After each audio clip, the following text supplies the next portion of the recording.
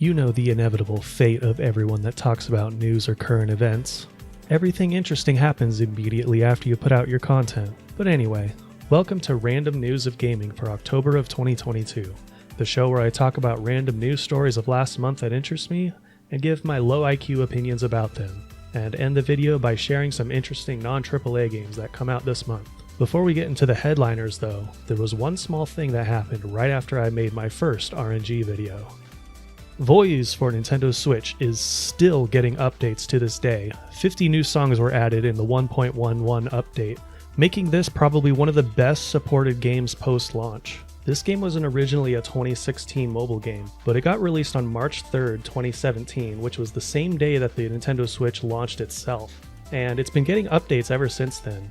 Mostly wanted to point out this news because I made a video about this game a while back, and it's one of my most viewed videos to this day, so I thought it was noteworthy at least. You should check it out if you haven't yet. This game has a ton of songs so far, so you'll definitely get your money's worth.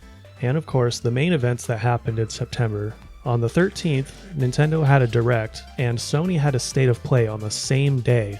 With the Nintendo Direct, we got a teaser for Pikmin 4, a release date for Breath of the Wild 2, aka Tears of the Kingdom.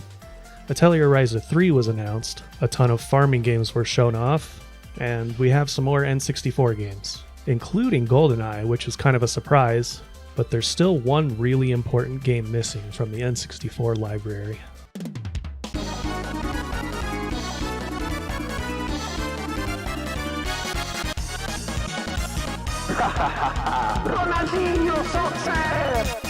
The Sony State of Play was pretty good too. Started off with Tekken 8, and then they had lots of Yakuza, aka Like a Dragon. They showed off more of Stellar Blade, which is the only game I'm really interested in, to be honest, and also God of War.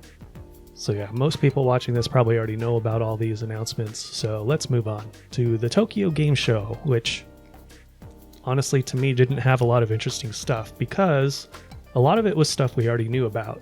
The only game that stood out to me was a game called Enotria, The Last Song, which is an Italian medieval-style Dark Souls sort of game. Looks really pretty, and for any Souls fans out there, you should keep an eye on that one. Grand Theft Auto 6 got leaked, which I definitely won't be showing in this video because Rockstar is, well, you know. The hacker apparently got arrested since then, and Rockstar suffered a bit in the stock market that day, but there were a lot of really dumb criticisms made of this footage. We don't know how good it will actually be until it comes out. It's still very early, like alpha footage, pre-alpha footage even. So we'll have to wait and see how it actually turns out. Wolfenstein 3D got unbanned in Germany. For those who don't know, Germany has a long history of censorship when it comes to anything involving the bad guys from WW2, so seeing this happen was kind of a surprise, especially considering it's been 30 years, so now people in Germany can finally buy it legally. So good for them, I guess. Suikoden 1 and 2 are being remastered, and this is really good news for me because I've wanted to play these games for a while now, but I could never get an original copy due to the price going up so high, and then the game series just kind of fell off my radar for a while and I've been playing other things. But this made me want to try it again. However, it's Konami. They're going to screw it up somehow. I just know it. But we'll see.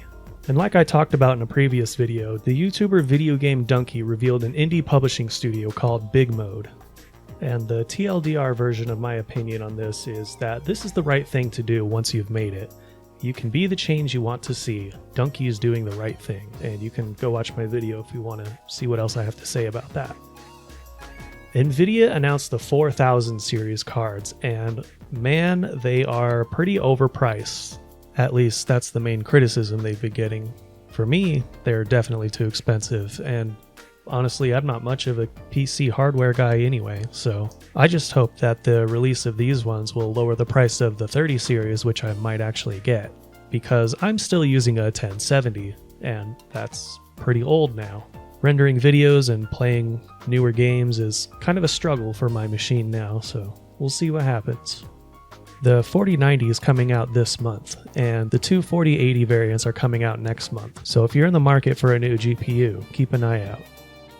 And last but not least, the best news of last month. Google Stadia is shutting down. And not only that, they're refunding every game that people have bought on it.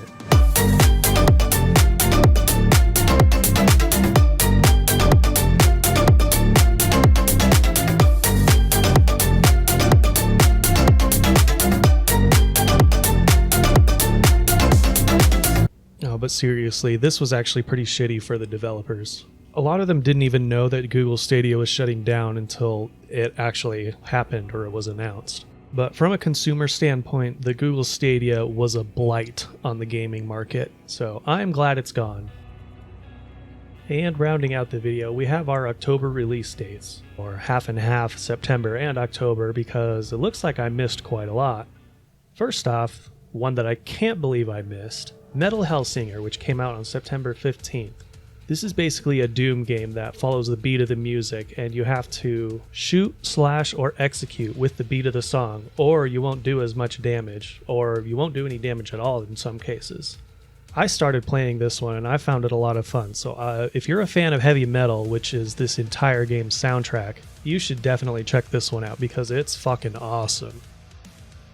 On September 26th, we had The Spirit and the Mouse, which is a 3D platformer exploration puzzle sort of game, where you control a little mouse that's charged with electricity to bring power back to the city.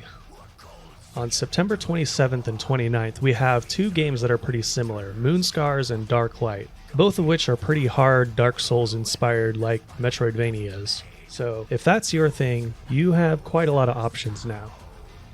On September 27th, we have a game called Kredolis, which is an exploration puzzle solving type of game. Reminds me a little bit of The Witness, but people have also said that this one's kind of short, so keep that in mind if you want to check this one out. On October 10th, we have another Metroidvania called 9 Years of Shadows, and this game is really, really pretty, and I'm looking forward to this one quite a lot.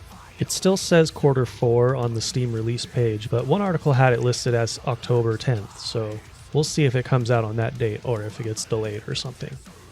On October 11th, we have a 3D action game called Asterigos Curse of the Stars. This one looks kind of inspired by God of War, but probably less violent.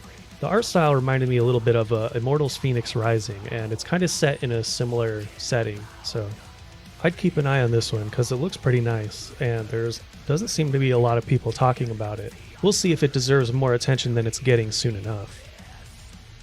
We have two Western RPGs coming out on October 13th. The first one is called Lost Eidolons, and it's actually a Western RPG with gameplay inspired by Fire Emblem or Shining Force.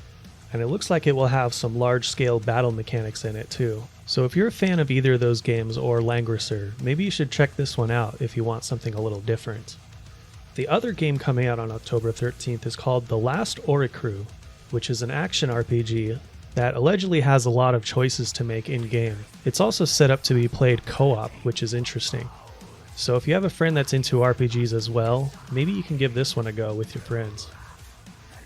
On October 28th, we have Charon's Staircase, which is a first-person horror mystery game. This one looks like it has potential, but it doesn't look like there's a lot of people talking about it, even though it's actually being published by a company that's making physical editions for it. The trailer doesn't tell us a lot and gives off some walking simulator vibes, unfortunately, so maybe that's why not a lot of people are talking about it, but I hope it turns out well. And lastly, we have nothing else because the other things I had on the list got delayed. Because of course they did.